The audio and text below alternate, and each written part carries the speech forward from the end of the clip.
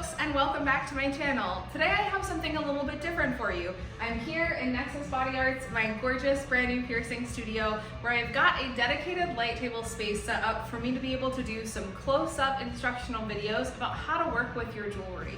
First up, we're going to take a look at threadless jewelry. This is one of the most popular styles of jewelry I use at my studio, and also one of the most user-friendly with some practice and experience to be able to change in and out on your own. So we're going to take a quick peek at how to work with threadless jewelry and how to change your pieces in and out.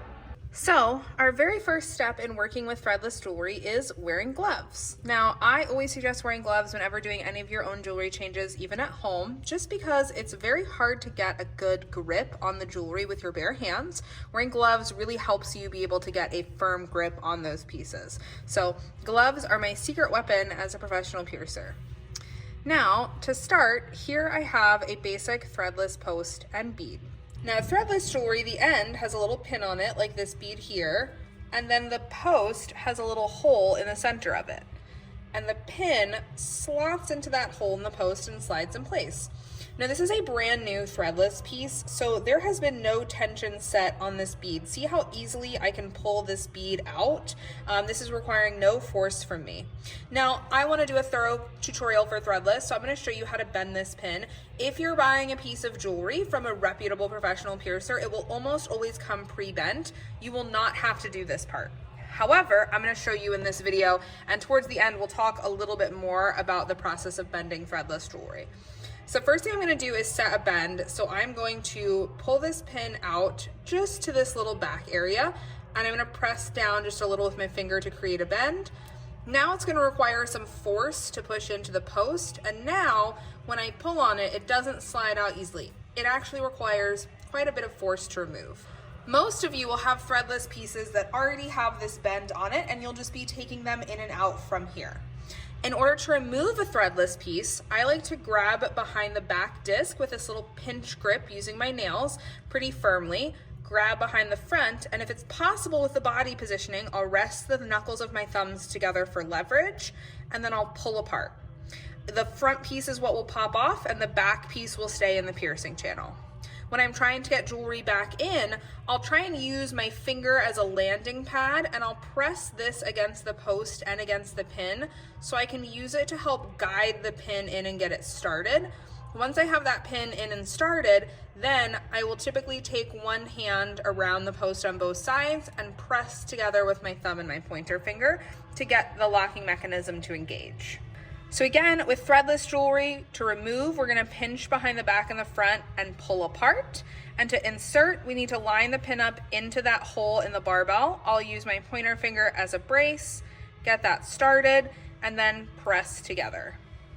Now, when you are inserting and removing threadless ends over and over, the bend that you put in the pin can get a little bit softer, especially if it is a gold end with a gold pin. So you may find yourself wanting to tighten the pin at home. To do that, you'll just, again, insert the pin just a tiny bit into the post. We still want a good amount of the pin sticking up, and very slightly, we're gonna put a little bend on that and then press it in. Now this is back to being pretty secure again. Now, like I said at the beginning of the video, most of your stuff is gonna come pre-bent. I really don't suggest bending threadless pins on your own at home unless you are very confident in doing so, and same with tightening them. And that's because it is very easy to overbend a threadless pin, which I am going to show you now. I'm gonna get this little pin started in the channel, and I'm gonna give it way too big of a bend. We see that? That is not good, because now when I press down, this piece is not going to go into the bar. And if this had been a gold piece with a gold pin, this may create a weak point in the pin that causes it to snap and break off here. Because yes, you can break threadless pins taking them in and out. They're not very large. From here, because I am experienced and I do this often, I am going to attempt to fix this bend. We'll see if I fix it or if I just break it. Remains to be seen. And there we go. I was able to fix the bend. Now it's just a very tight lock. But this can be a tricky thing to do on your own. And again, if a piece that you have is more expensive, you may break the threadless end by doing this. So I don't suggest bending your own threadless pins at home unless you feel very confident and comfortable doing so. However, a quick insertion and removal is pretty easy with these. pull apart. This is very tight now that I almost bent it over. Pull apart to remove, and then guide your pin into the post and press together to insert. And that's how you work with threadless body jewelry. All right, folks, thanks so much for doing this little lesson in threadless jewelry with me. I'd love to hear your comments and feedback down below. Let me know if you like this series, if you'd like to see me make more like this, if this was helpful for you, or if you're just interested in me continuing with my regular yap at the camera content like I normally do. All right, have a great rest of your day, and I can't wait to sit down and see y'all again next week. Bye.